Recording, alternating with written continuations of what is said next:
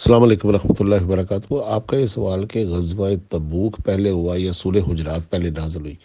تو زمانہ تو آگے پیچھے کا ہی ہے، بالکل قریب کا ہی ہے، کیونکہ آپ دیکھیں کہ نبی علیہ الصلوۃ والسلام نے جب زکوٰۃ لینے بھیجا بنو مسلک کی طرف، تو یہ فتح مکہ کے بعد کا یہ بھی واقعہ ہے۔ تو وہ راستے میں سے مڑ کے آ گیا، تو پھر سورہ حجرات کی آیات نازل ہوئی، یا ایھا الذین آمنوا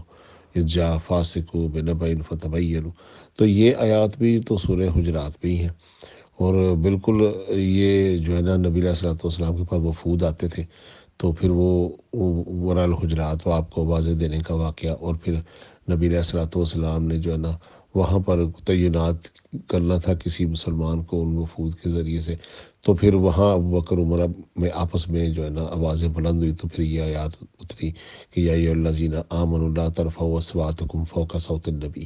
تو یہ آیات کے سیاق و سباق اور غزوہ تبوک کے سیاق و سباق بہت قریب قریب ہے، ملے جلے ہیں۔ اگر کوئی یہ کہے کہ سورہ حجرات نازل ہوئی تبوک کے بعد، تو یہ بالکل بات میرے دل کو لگتی ہے۔ تو یہ سیاق و سباق ہوتی ہے، اس کو میں مزید جو ہے نا اس کے اوپر ریسرچ کر کے دیکھ لوں گا، لیکن میرا خیال تو یہی ہے کہ غزوہ تبوک کے بعد پھر یہ جو ہے نا آیات نازل ہوئی، کیونکہ فتح مکہ بھی غزوہ تبوک سے پہلے ہوا ہے، پھر بعد میں جو ہے نا یہ تقریباً آپ کے آخری ادوار میں ہی یہ جو ہے نا یہ غزوہ تبوک کا جو لشکر تیار کیا گیا۔ پھر واپسی پر جو نبی علیہ الصلوۃ والسلام پر عقبہ کا واقعہ ہوا کہ وہ 12 منافقین نے آپ کو پہاڑی سے نیچے گرانے کی کوشش کی، تو پھر اللہ تعالیٰ نے آپ پر ان کو ظاہر کر دیا، اور حضرت رسول اللہ نے ان کو پہچان بھی لیا، اور حضرت حذیفہ بن یمان آپ کے ساتھ تھے، اور حضرت عمار یاسر آپ کے ساتھ تھے، وہ پہاڑی کے اوپر وہ آپ کو نیچے گرانا چاہتے تھے۔ تو ان کو جو ہے نا پہچان کر، تو پھر جو ہے نا ان کو جو ہے نا نبی علیہ الصلوۃ والسلام نے وارننگ بھی دی، اور ان کے نام جو تھے نا وہ پھر نبی علیہ الصلوۃ والسلام نے کسی کو نہیں بتائے۔ صاحب سر رسول کہا جاتا ہے حضرت حذیفہ بن یمان کو۔ تو نبی علیہ الصلوۃ والسلام نے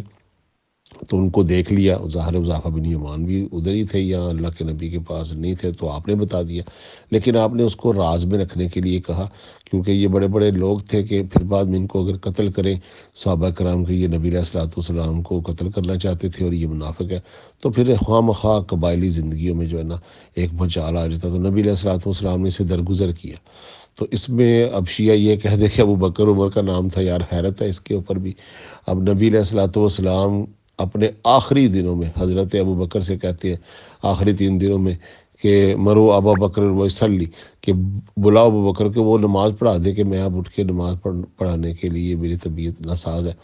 تو کیا نبی علیہ الصلوۃ والسلام ایک منافق کو کہیں گے اٹھ کے جا کر نماز پڑھا دے؟ کیسی بات ہے یار، ان کو شرم بھی نہیں آتی بات کرتے ہوئے۔ اور اگر حضرت ابوبکر نبی علیہ الصلوۃ والسلام کی وفات کے 3 دن بعد خلیفہ بن رہے تھے، تو حذیفہ بن یمان کھڑے ہو کر کہتا نا یہ تو منافق ہے، نبی علیہ الصلوۃ والسلام نے ہمیں بتا دیا تھا، تو یہ کیسے جو ہے نا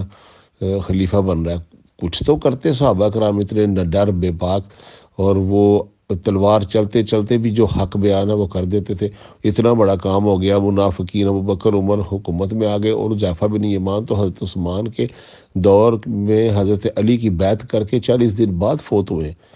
تو وہ ابوبکر عمر عثمان کے بارے میں کہہ جاتے نا یہ تینوں منافق ہیں، ہم کیوں ان کی بیعت کریں، یا کیوں ان کو خلیفہ بنا رکھا ہے؟ بھئی 2.5 سال ابوبکر نے حکومت کی، وہ نہ بولے، 10 سال حضرت عمر کی خلافت میں حذیفہ بن یمان نہ بولے، 12 سال حضرت عثمان کی حکومت میں بھی حذیفہ یمان نہیں بولے۔ یار اس طرح تھوڑی ہوتا ہے۔ اور وہ صحابہ کرام کی اتنی حکومتوں میں کسی کو نہیں انہوں نے کہا آگے بڑھ کے، اور شیعوں کو پتہ چل گیا کہ حذیفہ بن یمان نے شیعوں کے کان میں بتا دیا۔ وہ صاحب سر رسول ہے، رسول اللہ کے رازدار، تو اس کا مطلب ہے حذیفہ بن یمان نے خیانت کر دی، راز شیعوں کو بتا دیا۔ اندازہ کر لے، کوئی انسان جب گمراہی کی طرف جاتا ہے نا تو اس حد تک چلا جاتا ہے کہ پکڑ کے ابوبکر عمر عثمان کو منافقین میں ہی شامل کر دیا، اور طلحہ زبیر کو بھی منافقین ہی بنا دیا، اور بدری صحابہ ہیں، یہ مہاجرین ہیں، ان کو منافق بنا کے رکھ دیا۔ اندازہ کر لیں، نبی علیہ الصلوۃ والسلام منافق کو امیر حج بنا کر بھیج رہے ہیں، منافق کو نماز پڑھانے کے لیے کہہ رہے ہیں۔ یہ تو نبی علیہ الصلوۃ والسلام کے اوپر بھی انگلی اٹھ جاتی ہے، اور صحابہ پر بھی انگلی اٹھ جاتی ہے، اور اہل بیت پر بھی۔ اب شیعوں کے ہاں تو حضرت علی تو غیب کا علم بھی رکھتے ہیں،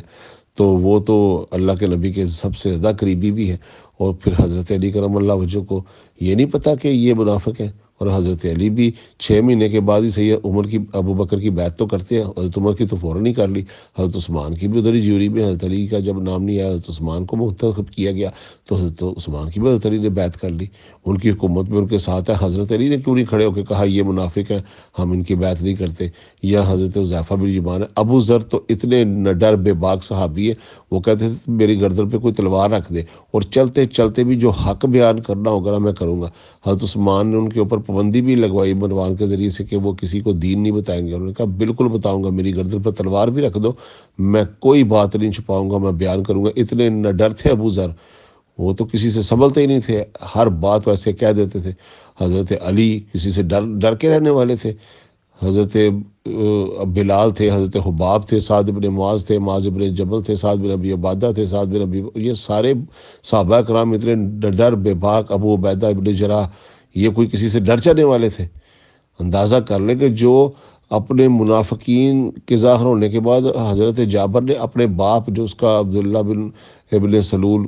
رئیس المنافقین، اس کا نفاق ظاہر ہو گیا، وہ اپنے باپ کے سامنے تلوار لے کے کھڑا ہو گیا، اس نے کہا میں مدینے میں داخل نہیں ہونے دوں گا، تجھے قتل کر دوں گا، تو منافق ہے، نبی علیہ الصلوۃ والسلام کے بارے میں بکواسات کرتا ہے۔ وہ مدینے کی حدود میں کھڑا ہو گیا، اسے کہا میں تجھے داخل نہیں ہونے دوں گا مدینے میں، اپنے باپ کو قتل کرنے کے لیے آ گیا، اور نبی علیہ الصلوۃ والسلام نے پھر اسے روکا۔ اس طرح کے نبی علیہ الصلوۃ والسلام کے متوالے تھے، آپ کی پسینوں پر اپنے خون کی ندیاں بہا دینے والے صحابہ کرام، اور ان کو پتہ چل گیا کہ یہ منافق ہیں، اور ان کی بیعت کر کے ان کی حکومتوں میں آرام سے دبک کے بیٹھے رہے۔ یہ تو صحابہ کی بھی توہین ہے، اہل بیت کی بھی توہین، نبی کی بھی توہین ہے۔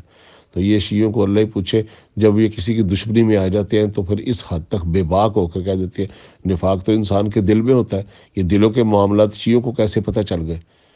یہ تو منافق کہتے ہی اسے ہیں کہ جس کا پتہ نہ چلے اس کے دل میں نفاق ہو،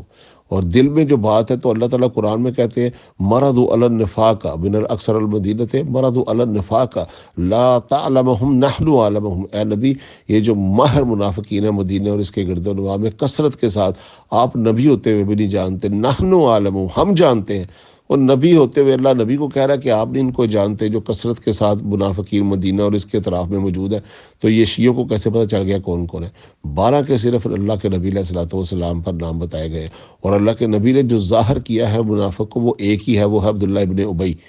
ابن سلول۔ یہ ایک منافق ایسا ہے کہ جس کے بارے میں سب کو پتہ چل گیا، باقیوں کی تو بات ہی راز میں ہے، ان کو عربی بھی نہیں آتی۔ جب نام آ گیا صاحب سر رسول، رسول اللہ کا رازدار، تو حذیفہ بن یمان نبی کا راز افشا کیوں کرے گا؟ وہ تو پھر رازدار نہ رہا۔ قرآن میں نہیں آتا وَإِذْ أَسَرَّ النَّبِيُّ بَعْدَ أَزْوَاجِهِ حدیثہ، کہ جب نبی کی ایک بیوی کو راز کی بات بتائی گئی، اس نے اس کو آگے بتا دیا، تو اللہ تعالیٰ نبی کے راز کو کھول دینے پر قرآن میں آیت نازل کر دی، جب رسول اللہ کی زوجہ نے آگے ایک دوسری بیوی کو راز کی بات بتا دی جو اللہ کے نبی نے کہا تھا کہ راز رکھنا، تو حذیفہ بن یمان کیوں نہ راز رکھتا؟ عذاب نہ آ جاتا حذیفہ پر، وہ آپ کا دیا ہوا راز اگر کھول دیتا؟ صحابہ سے ایسی توقع ہی نہیں کی جا سکتی۔ بہرحال اللہ ان کی اصلاح کرے، خام خواہ اتنے متبرک لوگوں کو منافق تک کہہ دینے پر ان کو ذرا بھی ڈر نہیں لگتا۔ السلام علیکم و رحمۃ اللہ۔